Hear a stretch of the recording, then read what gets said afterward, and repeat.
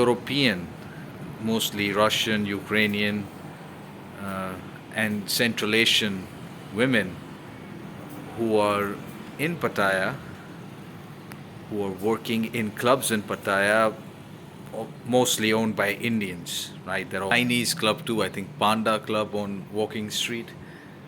You see some Russians and other girls going in there. These Chinese also have a fetish. Like everyone's got a fetish for white skin, I guess.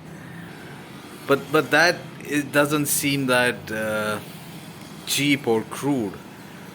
But when you go to these Indian clubs, they're like cheap and crude, stinky, smelly, and they got like national songs playing there, how singing about India is great and long live Mother India, while at the same time they're trying to finger some Thai hooker or some Russian or Central Asian hooker, and 5, 6 of them looking to gang bang her for like 1,000 baht or 2,000 baht. It's like the worst experience you can have. Going to these Indian clubs makes me want to nuke India. A growing number of girls, some who are not even working in these clubs, if you go on Tinder here in Pattaya, you'll come across a lot of girls. They'll match you, like Russian girls or Central Asian hookers, but mostly Russian girls. The scam works with Russian girls. They'll match on Tinder. They'll be like, "Hey, I'm not a working girl. I'm looking to be dated and this and that," and then they'll ask you to take them places to eat, which a normal guy would be like, "Yeah, sure, why not?" But they will pick specific places, and if you end up there in those places, you realize those places are mostly owned by Indians, or they are jointly owned by Indians, something or the other. Some relation with India would be there in that place. If you see Indian workers in that place, the server, the guards, these Indians, Pakistanis, Bangladeshis, like you see any one of those guys, you just make connection. All right, this is like a scam. So these Indians, Pakistanis, Bangladeshis, they've put in these Russian girls in on the scam. They'll get you to a place. I met this one girl here in Pattaya. She lives in the Unix condo. Russian girl. Told me to meet her. She told me to come meet her. We'll smoke shisha. I was like, I don't even smoke that bitch, but like whatever.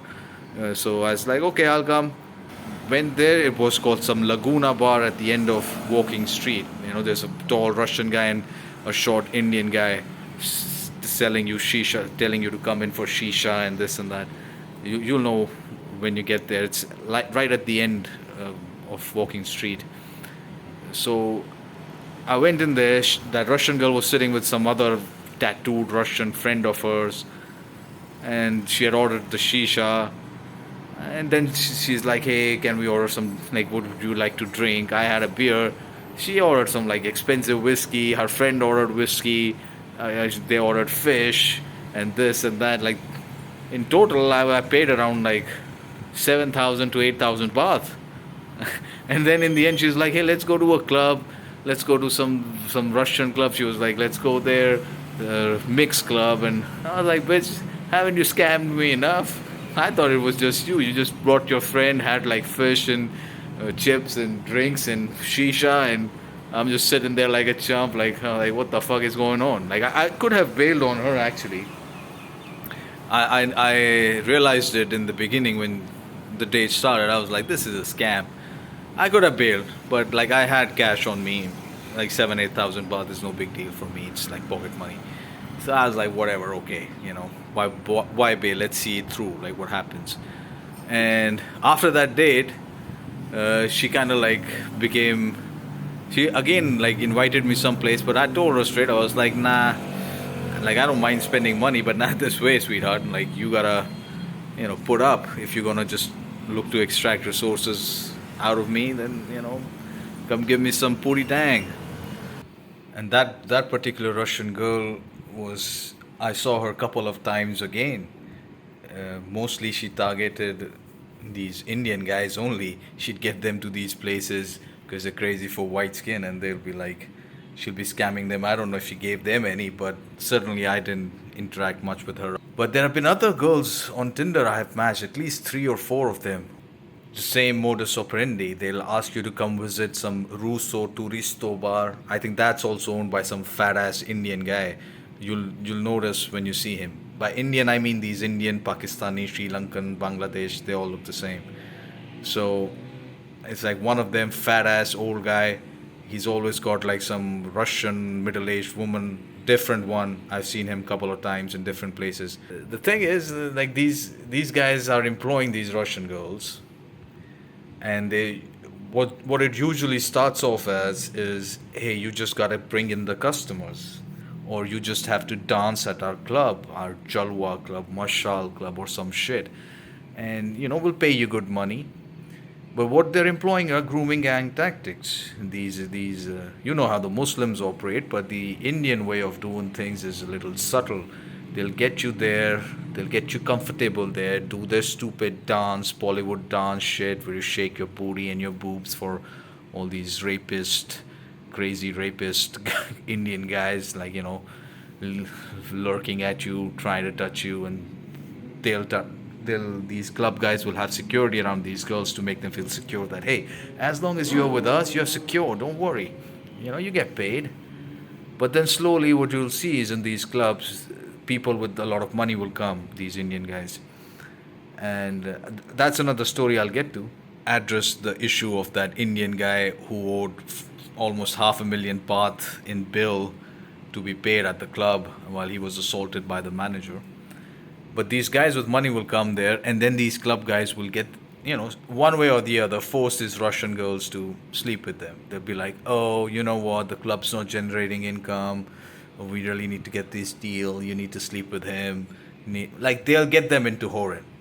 It's simple as that. And once a girl gets sleeps with one guy, then they'll get her to another guy, and it happens quite a lot with these Indian guys. They're very subtle in the way they deal. Nothing is whatever they're telling you the way things are. Nothing is like that. Some are even like, you could tell they're like normal girls. I think they just want to escape Russia. For some reason, it's cold. They don't have much economic opportunities there. Whatever it is, they're here, but then it's expensive to live here. They gotta make some money, so they go into these clubs, trying to get these guys to buy drinks in these clubs. They get a commission, and a lot of them, if they're not careful, they'll end up becoming prostitutes for these Indians, and they're destroying these girls. And stand a few hookers here there, but I see a lot of them now going to these Indian clubs. And about these Indian clubs, I'll tell you what it is. These rich Indian guys, some of them are, yes, working professionals back in India, because America, like an idiot, has been outsourcing all its work to India, hiring Indians in America and outsourcing all the work to India, thanks to you know who, the chosen people of David. So that's what's happening basically. And some of them have money. They're working in tech, good jobs, tech and finance jobs. They have money, so they come, they splash. But that's still a minute fraction of them. Most of the money that is coming into these clubs, like these Indian guys, you'll see, you can tell they're not educated, most of them. They're wearing gold chains and tattoos and trying to act gangster. They're not working professionals. What those guys actually are, it's one of the two things. Either they've sold their land back in India, they have some money, or they're money laundering. These clubs are a major front for money laundering. You have to understand how the economics works in India. People will, a lot of, like, land has become a very important commodity in India. Land prices have shot up big time. Like, you can sell 1 acre for over $1 million. That's how bad people who were like broke on the streets, just barren land, nothing grew there. They're fucking millionaires right now selling their land. So, and a lot of these dealings, they happen in cash. Like, people don't want to pay tax. It's a tax avoidant country. People don't want to pay tax. They deal in cash, and a lot of times that cash has to be smuggled out of India, somewhere rerouted back into India as white. That it's a legit money, so that they don't pay tax. So the way they go about is, these clubs are money laundering front. Same in Dubai, a lot of Indian clubs, they are money laundering fronts. A lot of shops you'll see in England, in Spain, in Portugal, I saw. those shops are just simply meant to launder money. They don't do any business. The little business they do, it's not enough for them to survive and operate.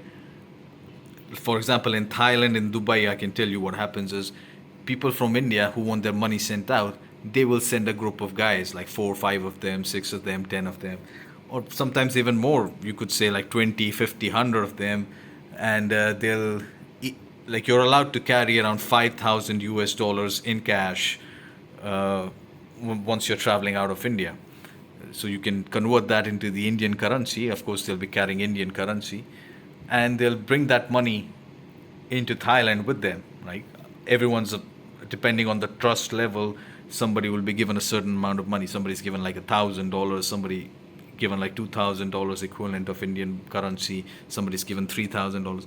But then they'll send groups of people, and they'll keep coming, and giving the money here to the clubs through whatever ways, and then they will launder that money. They will either convert it into Thai currency, show it as profits from the club, which I think is not possible, because if you go look at these clubs, I've seen guys just standing there with like one bottle of beer they buy or a Coke, and they're just standing there for 3 hours with one bottle.